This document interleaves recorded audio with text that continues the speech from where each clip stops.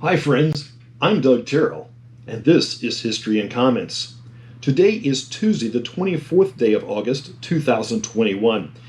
In the year 79 AD, Mount Vesuvius begins its famed eruption. August the 24th and 25th are the believed dates.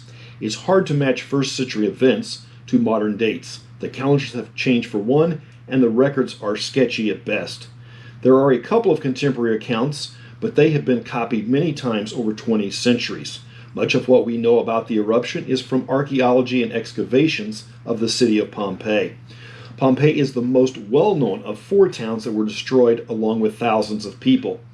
Pompeii sits a couple of miles inland on the western coast of Italy. Mount Vesuvius is about 10 miles to the northwest. Tremblers had been occurring for a few weeks and were not uncommon in the region, but the massive eruption was quick and unexpected, burying the city under feet of ashes and pumice, stopping the citizens as they fled. Few names of citizens were known, but one of the names is familiar: the Jewish princess Drusilla and her son Agrippa. They were related to the various Herods mentioned in the Bible, and she was married to the governor Felix, to whom Paul preached. Where Antonius Felix was is unknown.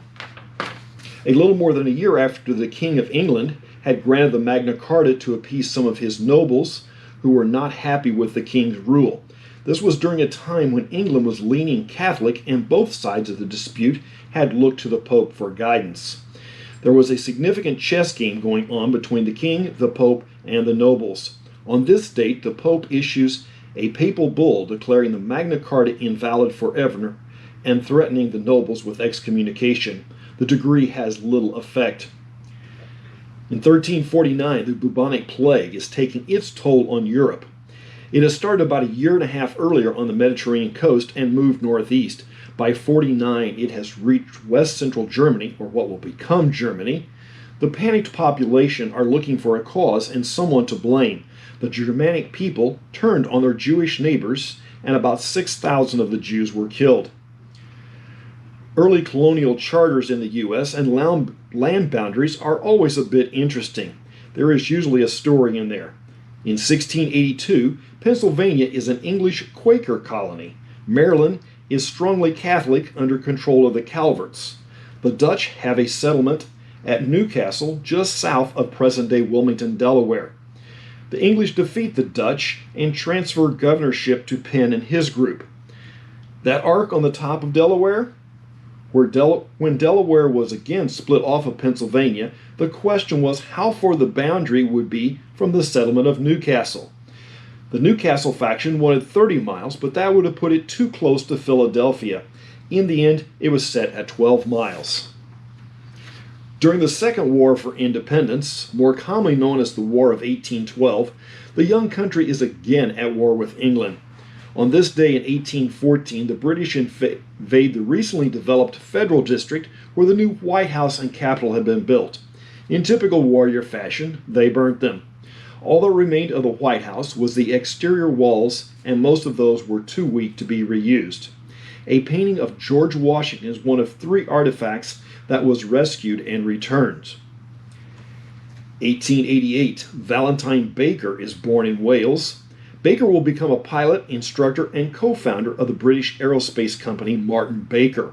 Initially, the company is designing aircraft, but in an early test flight, an engine seizes, and Baker at the controls is forced to crash land. Baker is killed in the incident, which rocks the young company. After that, they refocus their efforts into safety systems, primarily ejection seats. Martin Baker has designed seats for nearly every model of tactical aircraft in the Western world. The company claims their seats have saved over 7,000 aircrew members. Better than riding a plane to the ground, a Martin Baker solo flight is a wicked ride and usually ends a crewman's career due to medical issues. Hoosier native Fred Rose is born in 1897. He tries a couple of approaches to the entertainment industry, including writing music for cowboy movies. In the early 1940s, he lands back in Nashville, Tennessee, where he teams up with Grand Ole Opry star Roy Acuff to form Rose Acuff Publishing, and the rest is history. Rose remained a songwriter. One of his titles, Blue Eyes Crying in the Rain, is is a Rose creation that was a hit by Willie Nelson. 1909, the first concrete is poured on the Panama Canal. France had begun construction in 1881 and stopped due to problems. The United States took over in 1904, and it will take until 1914 to complete.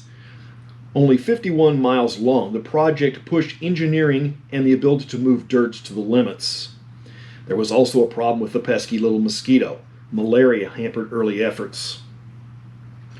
Race car driver Roger McCluskey is born in 1930. Typical of drivers in that era, he drove in several car types and race series, but mostly Indy cars. McCluskey started 18 Indianapolis 500s. His best finish was 4th, and 12 times he did not finish. Amelia Earhart flies from Los Angeles to New Jersey nonstop in 1932, and she is the first woman to do so. 1941, Adolf Hitler is playing politics. There is resistance to his system to euthanize the mentally ill and handicapped, and Hitler issues an order to stop, but in fact it does not. As the dust is settling from World War II, the Cold War is getting chilly in 1949. The Russians had sided with the Allies during the war, but an enemy of my enemy is not necessarily my friend. 12 nations anchored by us, the United States, Canada, England, France, and Italy, form the North Atlantic Treaty Organization, known by the acronym today NATO. Since then, the list has expanded to 30 countries, many in the former Eastern Bloc. 1989, the drug lords declare war on the government of Colombia. Mikhail Gorbachev steps down as head of the Soviet Communist Party in 1991, pretty much marking the end of the old Soviet Union. 1992, Homestead, Florida takes a direct hit from the Category 5 Hurricane Andrew, causing an estimated $25 billion damage in 1992 dollars. Microsoft releases their latest operating system in 1995, known as Windows 95. This may be the first version that actually looks like what we know today as Windows. The current version, Windows 10, has had a long life and may be replaced soon. And that's History and Comments for the 24th day of August. I'm Doug Terrell. Now go do something worth remembering.